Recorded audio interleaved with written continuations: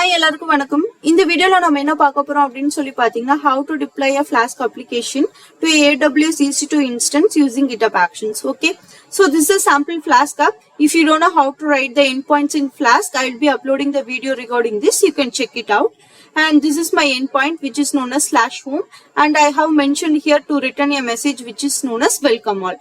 And also if you see at the last line, I have mentioned the port, and also I have mentioned debug equal to true. And so this is preferable to use in the development stage alone, not preferable to use in the production stage. Okay, the debug equal to true edukunu solli pathina, whenever if you are making any changes in your Flask app, this will be automatically restarting your server. Okay, so this is the use of this debug equal to true. Okay, so now we can test this in local. After that we can move this application to our AWS EC2 instance. Okay, so you can click here this run button, or else you can open the terminal and also you can run that. So I'll be showing this second method. So Python, and you need to mention your file name. Okay, so my file name is known as main.py. So just press the enter button, and if you see here, this will be running in our local host. And also if you notice here, this will be running in the port which I mentioned here. Okay, which is known as 5008. Okay, you can press the control button here, and this will be opening the browser. So if we see here, right now it is showing the URL not found because our endpoint is known as /home. Okay, so just enter. See, after entering the endpoint, this will be showing the message. Okay, so our Flask app has been deployed in the local server. So now we can move this to our AWS EC2 instance. So I'll be showing how to create a AWS EC2 instance. Okay, so the last point is that we need to comment out this line, because while we are deploying this Flask app with a GUnicorn in the Ubuntu machine, we'll face some issues. So to avoid that, we can comment out this. Okay, so now we can push this to our GitHub repository. So first we need to create a GitHub repository. So you can click this source control icon, and if you see here, this is showing the option to publish to GitHub. So you can click this option, and you can choose the private repository or public repository. If you choose private, then the content will be visible to you alone. If you choose public, then your content will be visible to the public people. So I'm choosing the public repository here. And next, if you see here, this will be showing the options to choose the files to move that to the remote repository. So currently I'm having only one file, so I'm selecting OK button here. And if you notice here, this is showing that publish to GitHub repository. Okay, so we can wait for a minute. So if you see here, it is showing me that successfully published. So we can check it in our GitHub repository. Okay, so this is my GitHub repository. So I'm going to refresh my page, and if you see here, our Flask app deployment repository has been successfully created. And if you go inside, you can see that main.py is present here. Okay, so now we can move to the next point, which is known as to create a instance in the AWS. Okay, so to create a new instance, you need to click this launch instance, and you can mention the name for your instance. So I'm mentioning like Flask app. Okay, and next you need to choose your OS. So I'm choosing the Ubuntu. So next important thing is that you need to check out whether it is free tier or not. If it is not coming inside the free tier, then you need to pay accordingly. So please check it out. And next you need to generate the key pair. If you are already having any key pair, then you can click this down arrow and you can choose your pre-existing key. And if you don't know how to create a new pair, just you can click this, and you can click what are the type of key pair required. So RS is the default, and initially you need to mention the key pair name here.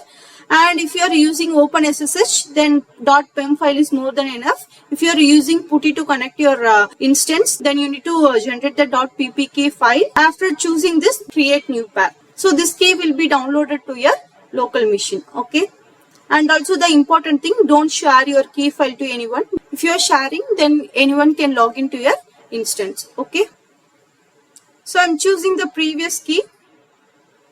So next thing is that you need to add the security groups. This is to add the firewall ports, and if you new, then you can create a new security groups. If you are having the pre-existing firewall ports, then you can choose the existing one. So I'm choosing the existing one, and I have the default one. So previously I have added the inbound rules here. So that's all. So now we can click the launch instance. If you need more number of instances, then you can mention the number, what are the things you need. So for me, one instance is enough. So I am pressing the launch instance to create a instance. So if you see here, it's successfully initiated. Okay, now you can click the instance and we can click this instance ID. So we can wait for a minute until it loads, and if you see here the instance state is running, so you can copy this public IP and I'm going to connect this instance via putty. Okay, so you need to enter the public IP and next you need to mention the connection. So randomly I'm entering like 240 inside SSH auth. So you can click this browse button and you can click this AWS key. So next open. Okay, so you need to accept this. I need to mention your username. So just enter. So Ubuntu is my username. So you can maximize, and also if you need to change the settings, then you can change the settings by right clicking here, and I need to change the font size. So to change the font size, you need to click this appearance and you can click here change, and you can choose what are the types of style. So I'm choosing the bold and my font size is 12. Okay, so I'm clicking the OK button and you need to press the apply button to apply the changes here. So you can clear your screen by pressing the Ctrl L button. So first we need to clone our repository. So to clone our repository, we need to copy the URL. So we can move to our GitHub repository. So if you click this code button, you having the 3 options to clone your repository. So I'm choosing the first option, which is known as HTTPS. So you can copy this and you can move to your putty. Okay, so git clone URL. So just enter. So now we are going to list the contents. So ls, and if you see here our Flask deployment is present. So we can move to our folder. So cd and Flask deployment. So just enter. So I am going to clear my screen. So now we are going to install the requirements for this. So before installing the requirements, first we need to update our repository. So sudo apt and update is the command. So I'm going to clear my screen. So next command is to install Python and pip and the virtual environment. So I'm giving the single command to install these 3 modules. So this is the command to install Python 3, pip and virtual environment. So I'll be telling why we need this virtual environment in the upcoming. And if you see here, this is asking me to restart our OS. So if you need to avoid this, just you can press the escape button. And if you see here, again we are back to our prompt. So I am going to clear my screen. Once the virtual environment is downloaded, first we need to activate this. So I'll be sharing why we need this virtual environment. So the main usage is that in the development stage, you will be using many packages and libraries. And in the upcoming days, the package and libraries will be having the version upgrade. And there will be many issues due to this version upgrade. So to avoid this conflict, we can use this virtual environment. Once you activate this, this will be tracking your versions. So there will be no conflict due to this version in future. Okay, so that is the main use of this virtual environment. Okay, so first we need to create and activate the virtual environment. So this is the command to create and activate the virtual environment. So if you see here, this is the name of our virtual environment and this is the command to activate. So I am pressing the enter button, and the major thing will be there is a difference in our prompt. So I'll be showing this, and if you notice here, I'll be mentioning that there will be a change in our prompt. So in front of our prompt there will be VN. You see here, this is the name of our virtual environment.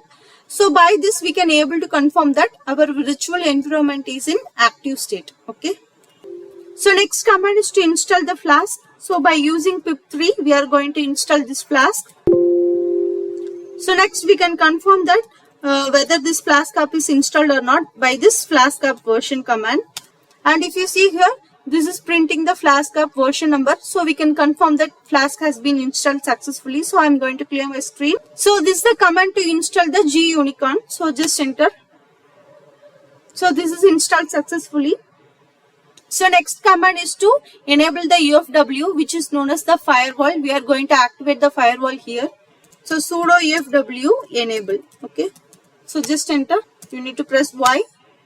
And if you see here, firewall is active and enabled. So next command is to add the ports. So sudo UFW, and you can mention what are the ports you are going to use. And you need to mention sudo UFW allow 504. So just enter. And if you see here, the rule is added. And next we need to mention the 22 port. This is for SSH. And next is for port 80, which is known as HTTP. Okay. So just enter. So after adding the port, you need to restart the firewall. So sudo efw reload is the command, and you can check the status here. So just enter, and if you see here, the ports whichever things I added are visible here. Okay. So next we are going to deploy our Flask application using the G Unicorn. Okay. So this is the command to deploy your Flask application with the G Unicorn. And the important thing is that this is the port, in this particular port only our Flask app will be running. And initially we have allowed this port in the thing. Immediately you need to allow the same port in the inbound rules. If you are not allowing that, then the Flask app will not be running. Okay. And this is the name of our Flask app, which is known as main.py. So you need to neglect that .py extension. And this app is known as our application name. So inside our application, we have mentioned app is our application name. So just enter. And if you see here, this has been started our Unicorn, and it is mentioning that listening in our 5000 port. Okay. And if you see here, this is started, and we can check in our browser. So first we need to copy our public IP. So after copying this, and next you need to mention your port, which is known as 5004 for me, and at last you need to mention your endpoint, which is known as /home for me. So just enter, and if you see here, our Flask app has been successfully deployed with the G Unicorn. Okay, so the message has been printed successfully. Removing this /home, and if you see here, it is showing me that not found. So our Flask endpoint is working perfectly. Okay. So next thing, whenever I'm making some changes in my local repository and pushing it to my remote repository, which is known as GitHub. So to recover that changes in my Ubuntu machine, I need to have some commands, which is known as like git pull command to recover that changes in my Ubuntu machine. So every time to do this repeated steps, it will be very difficult for me. So to automate this, we are bringing the GitHub Actions here. So I will be telling how to do that automate steps by using the GitHub Actions. Okay. So first we can move to our GitHub repository. So this is my GitHub repository, and if you see here, this is my repository name, which is known as Flask deployment, and you need to click this action. And if you need detailed information about this GitHub Actions, you can check my previous videos, and I will be adding the link in my description. You can check it out. So next you need to click this setup workflow yourself, and if you see here, the Git Actions folder must be in the .github/workflows, and at last you need to mention the file name. And the file name is your wish, and the extension must be in the .yml format, which is known as a YAML file. And if you have different branches, then you can add the different branch name. So currently I'm using the master branch. And next we need to mention the workflows to automate our steps. So first you need to mention the name of your workflow, which is known as Flask deployment I'm mentioning. So next you need to mention the on keyword. So in this on keyword, you need to mention what type of trigger you need to automate your step. So I am mentioning the push request. So when now I'm pushing some changes to my remote repository, which is known as the GitHub. So that time, these changes will be reflecting in my Ubuntu machine using the SSH. The steps I'll be mentioning the upcoming. So first you need to mention the trigger type alone. And next you need to mention the branches. And currently my branch is master. If you have different branch, then you can specify that. So this YAML file is basically CI/CD. It is almost related to the Jenkins. Okay. And next you can specify what is the job name. So I'm mentioning like deploy. So next we are going to mention the type of OS which is required to do our step as automated. So by this OS only our steps will be automated. Okay. So I'm mentioning the name like deploy to EC2. And in runs on keyword only we are going to specify the OS type. So I'm mentioning like Ubuntu latest. So this will be having the Ubuntu latest machine. So next I'm going to mention the steps. So this is basically a CI/CD only. So first name is that I'm mentioning like a deploy in EC2. And the important thing is that a workflow can have multiple jobs, and inside your job it can have multiple steps. So next thing we are going to set the environmental variable here. First thing is that private key, and next host name, and at last username. And it is most preferable to write the environmental variable in all caps letter. So next important thing is that before adding the secrets in our GitHub repository, we need to generate the SSH key in our Ubuntu machine. So to generate the SSH key, you need to move to your home directory. So CD, and you can mention the delta symbol. And I'm going to check my current working directory by this command. And if you see here, currently I am in my home directory. Okay. So I'm going to clear my screen and we are going to move into the .ssh folder. So just enter and I'm going to list the files here. And if you see, currently there is only one file which is known as the authorized keys. So now we are going to generate the SSH key here. So to generate the SSH key, there is a command. So I'll be mentioning the command here. So this is the command to generate the SSH key. So just enter. And if you see here, this is generating public and private RSA key pair. So you can mention your file name. So I'm mentioning like Git Actions. Just enter. So again enter. Okay. So I'm going to list the files again. And if you see here, the two files have been newly added, which is known as Git Actions and gitactions.pub. And if you see here, this is known as the private key, and with .pub extension, this is known as the public key. Okay. So next we are going to copy our public key to our authorized keys, because whenever we need to SSH to our remote machine, initially we need to copy our public key to our remote machine. So that time only we can able to access that machine via our private key. Okay. So now thing is that we are going to SSH to our Ubuntu machine itself via GitHub Actions workflow. So for that we need to copy our public key to our authorized keys. Okay. So now we are going to append our public key to our authorized keys. Okay. So just enter. So next we are going to move into our Flask application folder. So this is the command to move into our Flask application folder. So next important thing is that we are going to write a service file to start the GUnicorn. So the thing behind this is that whenever we are manually starting the GUnicorn, the process will be running in the foreground. So whenever we need to automate the steps will not be proceeded because this process is currently running in the foreground. So to move the step into the background, we need to write the service file. So that's why we are doing this. So again, I will be showing the thing. So again, I am giving the manual command to start the GUnicorn. You can able to see the things, what are the things I have said. And if you see here, I am pressing the enter button for a long time and the cursor is only moving the downwards. So it is not showing the prompt. So by this, you can able to see that process is running in the foreground. So to move this in the background, now we are going to run the service file to automate the steps, which are the things I have said previously. Okay. So I'm going to stop this by pressing the Ctrl+C button. So I'm going to clear my screen. So this is the location to create your service. So I'm mentioning like Flask app is my service name. So just enter. So now we are going to write the service file. And if you see here inside the service, I have mentioned the username, which is known as Ubuntu.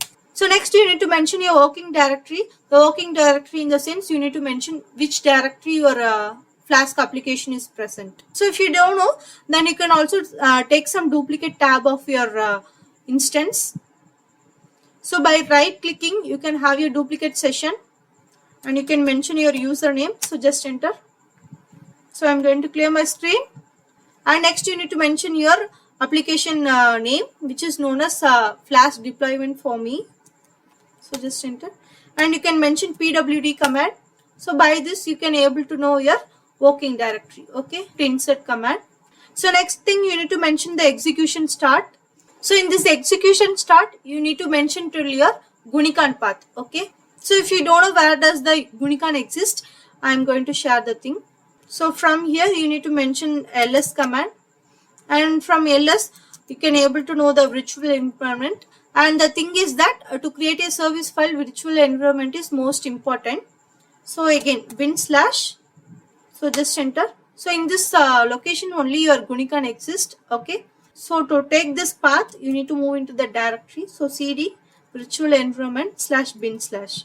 Okay. So just enter. So again pwd. So we can just copy this path. So again shift insert. Next mention the Gunicorn command to start the Flask application. And next at last you need to mention restart always. So this is the main step. So I'm going to save and quit.